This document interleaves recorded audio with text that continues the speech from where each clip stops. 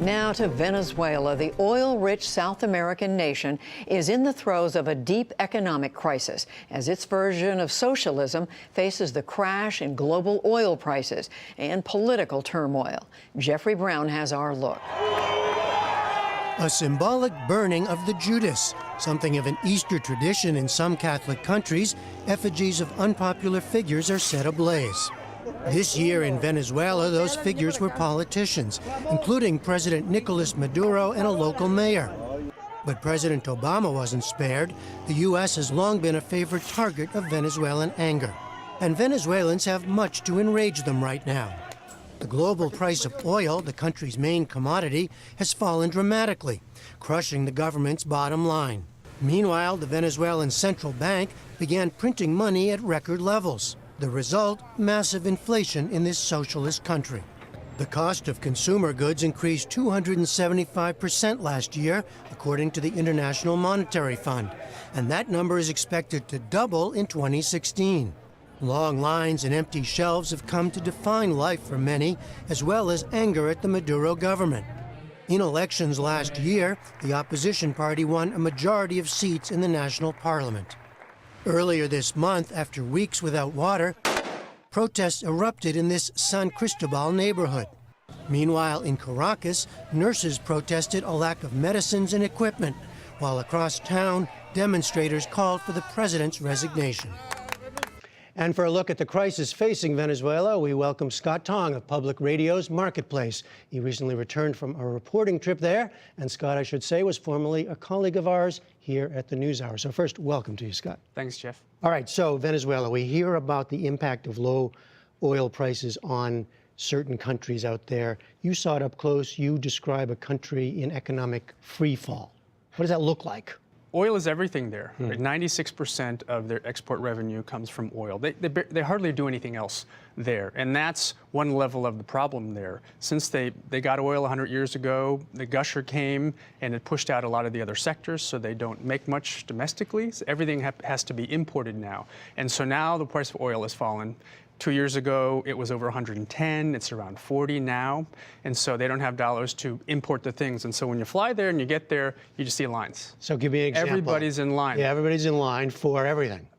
For everything. Yeah. So I traveled to the western city of Maracaibo, which is the original oil city in Venezuela. And there I got there at 8:30 into a line. And I ran into two sisters. It was 8:30 in the morning, and they were already in the back. And they said, well, if you want to get in front, you're probably there at 1 o'clock in the morning, sleeping in line. What they told me was they make minimum wage. They sell empanadas in the street and make 10,000 bolivars, which is $10 US right now per month.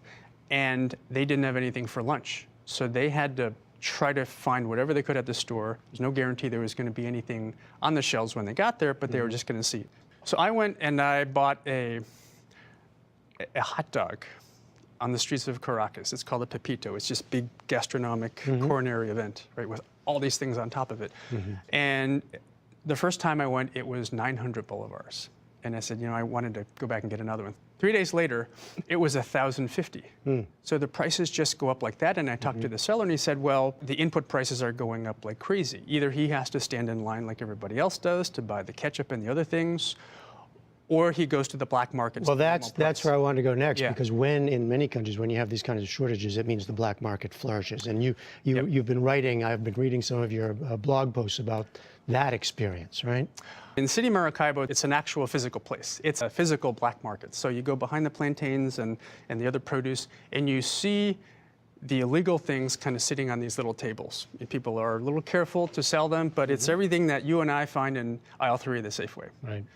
Toilet paper, Pampers, kilo sack of rice, corn flour for breakfast. It's the most basic things. So we did a little math, my translator and I, and we found the average markup was about 17 times the government set price. So going back to the people who are in line making minimum wage, to buy a big can of milk, that's a week of your salary. So what kind of response is there from the government at this point? What are they able to do? What are they doing? Well, the government is split right now. The The presidency, the Socialist Party is the ruling party. It controls the presidency.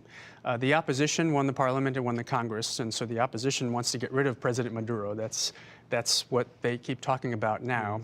When I was there, President Maduro gave a speech, a 5-hour speech, where he said, okay, we're going to solve some of our problems by increasing the price of gasoline, which is almost free, and we're going to modify Almost, slightly I mean, it the is exchange truly, rate. it is cheap, probably the cheapest in the world, right? It is. Here's the math. So under the new, more expensive gasoline price, I did the math with my translator, 2 tanks of gasoline is 1 bottle of water. It's free. And so these reforms to most people are meaningless because inflation, by one estimate, the official estimate is 180%. It could be 400. The IMF says it could be 700 this year. I mean, your money just isn't worth anything there. And were you able to, how much were you able to tell about the impact of what's happening economically on the politics there? Will the president, how much pressure is he under? Will he survive? So the people I asked this question to, they said, look, there are 2 big questions for 2016. Can the country pay off its debt? And if it does, then it will hardly have any money left to import food and medicine. So that's question 1. The other question is what happens to President Maduro? His predecessor, Hugo Chavez, was beloved. He was charismatic. The people in the barrios, the slums, tears come to their eyes sometimes when they talk about him. He was truly a beloved figure. Nicolas Maduro is charisma-less. He doesn't speak well, and now the economy is, has just collapsed. The question is, can the opposition push through the mechanisms in Congress and get the signatures to try to force him from power? But that seems to be their #1 priority now. Scott Tong of Marketplace, thanks so much. Thanks, Jeff.